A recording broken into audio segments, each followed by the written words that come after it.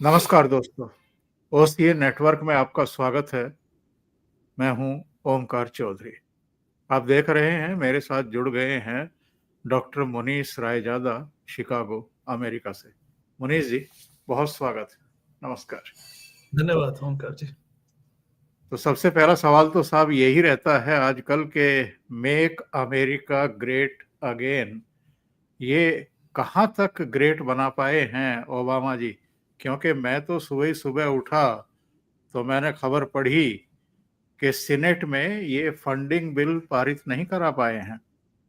और जी दर्शकों को बता दें कि अमेरिका में 1 अक्टूबर से नया वित्तीय वर्ष शुरू होता है, और अगर आप फंडिंग बिल पारित नहीं करा पा रहे, इसका मतलब ये है कि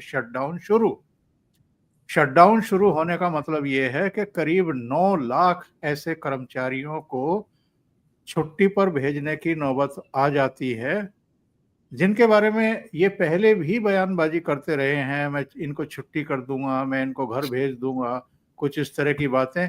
लेकिन जब ये फंडिंग बिल गिरा, इसके बाद डोनाल्ड ट्रंप अलग तरह की राजनीति कर रहे हैं और अब कह रहे हैं कि अगर ये नौबत आई है तो इसके लिए डेमोक्रेट जिम्मेदार है। डेमोक्रेट्स के साथ सोमवार को व्हाइट हाउस में इन्होंने एक बैठक भी की थी, कोई हल निकालने की कोशिश की थी। लेकिन डेमोक्रेट्स ने कहा कि आप ओबामा हेल्थ केयर की सब्सिडी बढ़ाइए, इसके लिए ये तैयार नहीं थे। इनका कहना था कि अगर इसकी सब्सिडी बढ़ाएंगे तो जो दूसरे सरकारी खर्चे हैं उन पर बोझ पड़ेगा, बल्कि वो नेग्लेक्टेड हो जाएंगे। तो मुनीष जी, आप तो वहां बैठे हैं, सारी चीजों को देख रहे हैं, ये नौबत क्यों आई है? हालांकि मैं ये देख रहा था कि शटडाउन कोई नई चीज नहीं है अमेरिका के लिए। 1995 के बाद कई बार शटडाउन हो चुका है। इन्हीं के कार्यकाल में पिछली बार शायद 2019 में शटडाउन रहा था। जी राइट, बिल्कुल आपके तो बिल्कुल ठीक है। अभी शिकागो में मिडनाइट होने वाली है, 23:54 हुए हैं, लेकिन न्यूयॉर्क में ईस्टर्न टाइम के हिसाब से मिडनाइट आ चुकी है, 1 घंटा वहां आगे हैं वो। और इस वक्त US government actually shut down हो चुकी है। और जैसा आपने बिल्कुल शुरू में कहा कि आपके दर्शकों के लिए कि 1 अक्टूबर से वित्तीय वर्ष शुरू होता है और लगभग 4 मिलियन 40 लाख फेडरल एम्प्लॉयज होते हैं।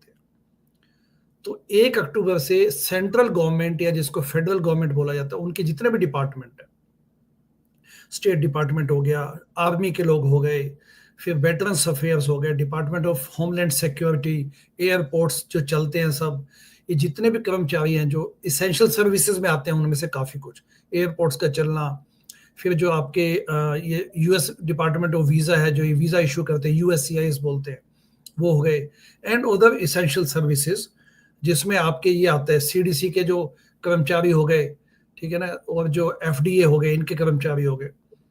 तो ये सब लोग अब इस वक्त या तो उनको फर्लो पे भेजा जाएगा। इसमें प्रेसिडेंट ट्रंप ने जो बड़ी गैर जिम्मेदारी वाली स्टेटमेंट दी है, वो कहते हैं कि he is welcoming it. In fact कहते कोई बात नहीं, शट डाउन हो जाएगा तो देखेंगे, उस बहाने हमें कुछ अच्छा निकल के आएगा। देखिए, अगर इसको सिंप्लीफाई किया जाए तो कांग्रेस, जो कि यहाँ पे जिसको पार्लियामेंट को कांग्रेस बोला जाता है, उसके 2 हाउसेज है। एक सेनेट, अपर हाउस सेनेट है, जिसमें 100 सेनेटर्स होते हैं, हर स्टेट से 2, तो यानी कि 50 स्टेट्स का मतलब 100 सेनेटर्स 6 साल के लिए चुने जाते हैं। और जो लोअर हाउस है, उसको कहते हैं हाउस ऑफ रिप्रेजेंटेटिव्स, उसमें 435 लोग हैं। दोनों में इनकी मेजोरिटी है। सेनेट में इनके पास 100 में से 53 सेनेटर्स रिपब्लिकन है। Trump, president Trump is from Republican party.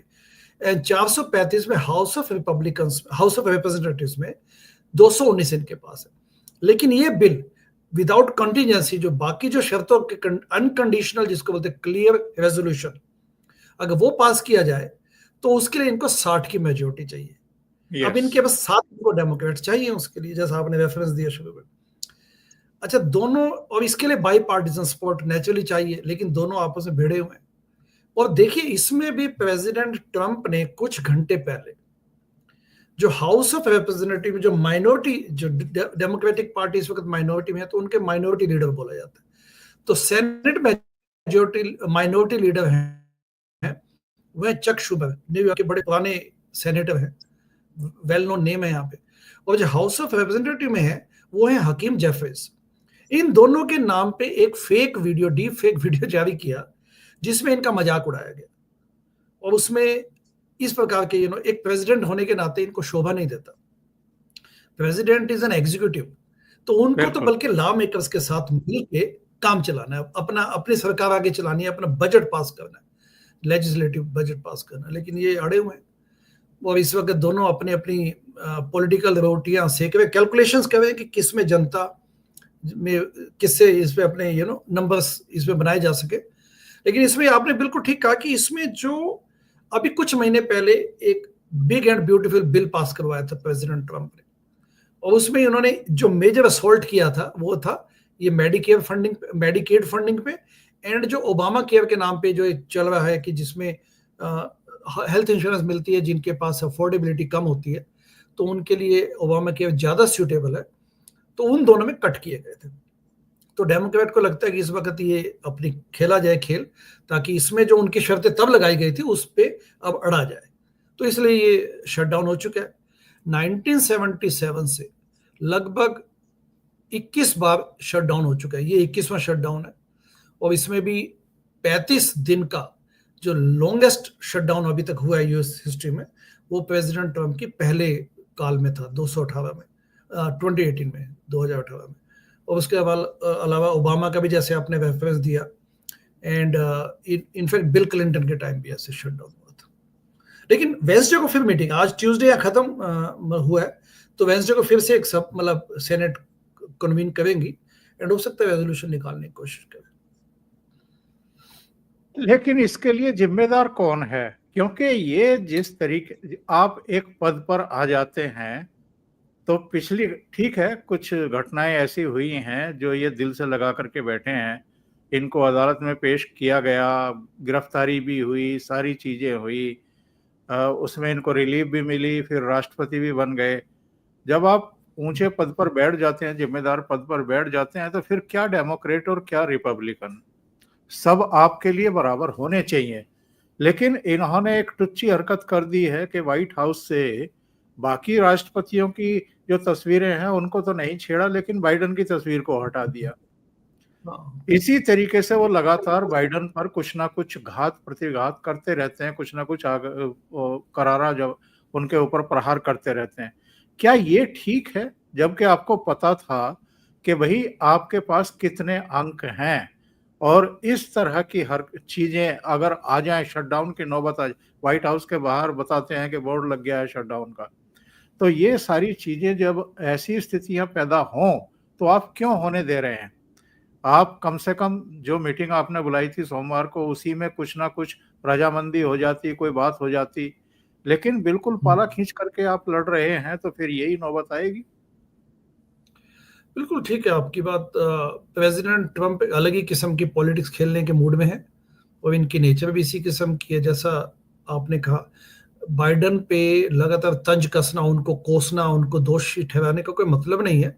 यहाँ पे टर्म लिमिट्स हैं, 2 बार से ज्यादा कोई प्रेसिडेंट बन नहीं सकता, तो उसके मर्यादा को ध्यान में रखते हुए आप सुधारात्मक जो आपको स्टेप्स लेने हैं। वैसे भी यूएसए दुनिया में सबसे बड़ा लोकनायक बनता है डेमोक्रेसी का, तो उसमें जिस प्रकार की ये एक्टिविटीज हो रही हैं इस वक्त, जो व्हाइट हाउस के जो ऑक्यूपेंट है डोनाल्ड ट्रंप, तो वो किसी भी प्रकार से शोभनीय नहीं है। उसके अलावा और देखिए, काफी गंदे गंदे ढंग से आज ही उन्होंने एक और स्टेटमेंट दी है कि एन वर्ड को, 2 ऐसे एन वर्ड्स हैं जिसको आप इस्तेमाल नहीं कर सकते, क्योंकि जो यहाँ पे माइनॉरिटी में है, जो ब्लैक्स है, उनके लिए एन वर्ड प्रयोग यहाँ नहीं किया जाता। लेकिन उन्होंने उसका हवाला नहीं देते हुए एक मिलिट्री की एक कॉन्फ्रेंस थी, उन्हें कोई सभा में उन्होंने बोला, न्यूक्लियरली एन वर्ड बोला उन्होंने। तो इस किस्म के क्या शो करता है। फिर चार्ली कर्क के जो डेथ के बाद जो एक फंक्शन हुआ, उसमें भी इन्होंने पूरा जीओपी को, जो रिपब्लिकन पार्टी के लोग आए हुए थे, उसमें भी क्रिश्चियन लैंग्वेज बोली गई। तो इससे ज्यादा क्रिश्चियनाइज करना, मतलब ये इस वक्त इस मूड में है कि क्रिश्चियनिटी वाले मुद्दे उठाए जाए, हॉकिश बना जाए, एंड भावनाएं, धार्मिक भावनाएं भड़काई जाए लोगों की। जबकि यूएसए तो स्टैंड करता है लोकतंत्र के लिए। यहाँ पे आप डिफरेंशिएट नहीं कर सकते लोगों के बीच में धर्म या जाति या मतलब कास्ट, क्रीड एंड जेंडर के बेसिस पे। स्वतंत्रता है सबको, और ये यहाँ पे बड़ा प्राउडली बोला जाता है कि हम लोग इस बात के लिए ना फ्री स्पीच, लिबर्टी के हम अधिनायक हैं। तो उस किस्म की बातें करना ये सब शोभनीय नहीं है। और वैसे भी पिछले, ओंकार जी, पिछले 15-20 सालों में खासकर अगर हम देखें कांग्रेस की एक्टिविटीज, यहाँ की डेमोक्रेसी देखें, तो बाई पार्टीजन जो स्पिरिट है, बाई पार्टीजनशिप की जो स्पिरिट है, भावना है, वो काफी कम हुई है। ओबामा के वक्त में भी ऐसी था, और उसके बाद ट्रंप तो वैसे भी डिवाइसिव पॉलिटिक्स में विश्वास रखते हैं। तो इस किस्म की जो पॉलिटिक्स की है, तो ये दुख की बात है। मैं एक आंकड़ा देख रहा था और ये बड़े चौंकाने वाला है, भास्कर में छपा हुआ है। अमेरिका पर किस साल कितना कर्ज। 2001 में, ये रुपए में है, डॉलर में नहीं है।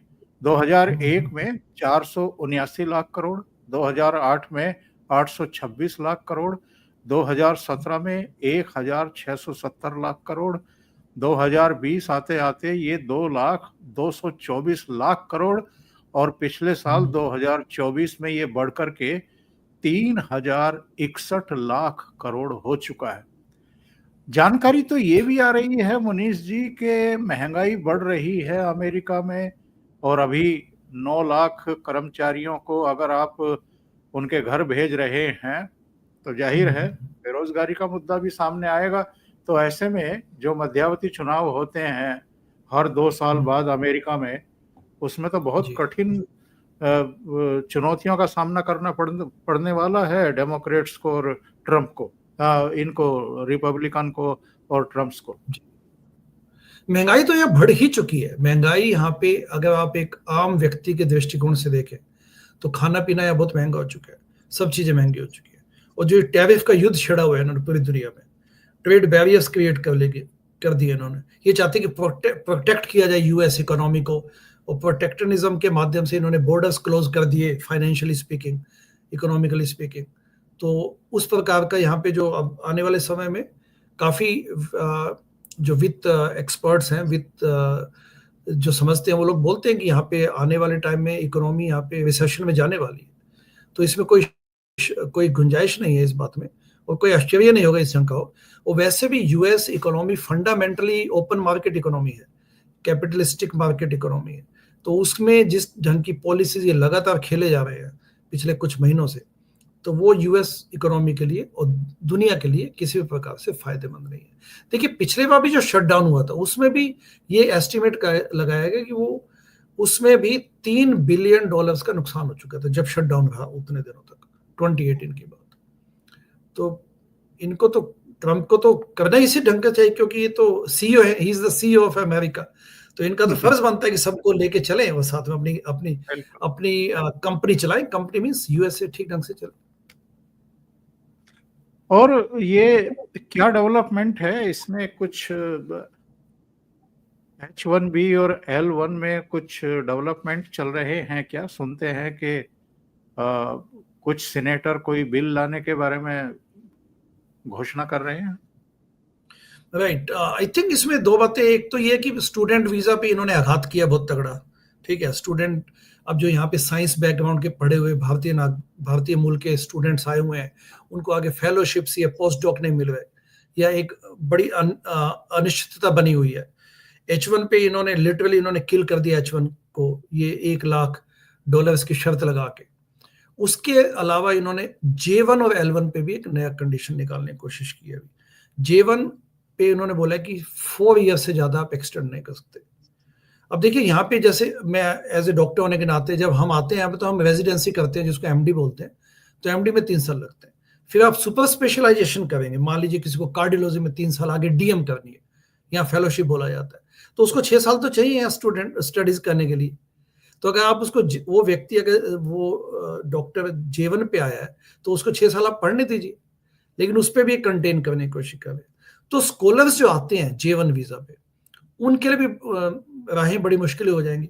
और सब कुछ ऐसा लगता है कि बाय डिजाइन है। 2 सेनेटर्स ने अभी कल बोला है कि हम कांग्रेस में एक बिल लेके आएंगे कि H1B पे जो एब्यूज किया जा रहा है, मतलब होता क्या है कि जो ये बड़ी बड़ी कंपनी है, माइक्रोसॉफ्ट एंड जो Amazon और जो फेसबुक, ये या गूगल हो गया, तो ये क्या करते हैं कि ये मल्टीपल एक ही व्यक्ति के लिए मल्टीपल टाइम एप्लीकेशंस दे देते हैं, और नेचुरली इनकी रैंकिंग हाई होती है, तो इनको इनके उस व्यक्ति की संभावना चुने जाने की ज्यादा है H1 पे।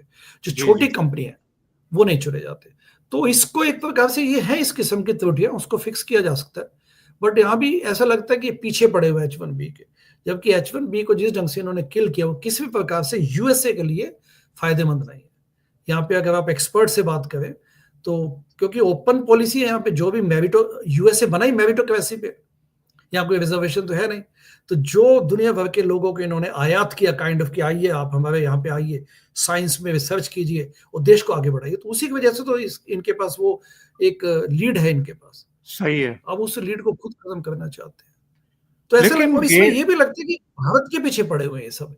H1B और J1 वीजा में भी जो मेजर अफेक्ट होंगे लोगों, भारतीय मूल के लोग होंगे। तो ऐसा लगता है कि प्रेसिडेंट ट्रंप पिछले कई महीनों से लगातार भारत के पीछे पड़े हैं। हाँ हाँ, लेकिन गेम ऑन है इस समय मुनीष जी। कनाडा के प्राइम जी। मिनिस्टर ने कहा कि जिनको अमेरिका भारी भरकम फीस से डरा रहा है वो कनाडा में आए, हम कनाडा में स्वागत करेंगे।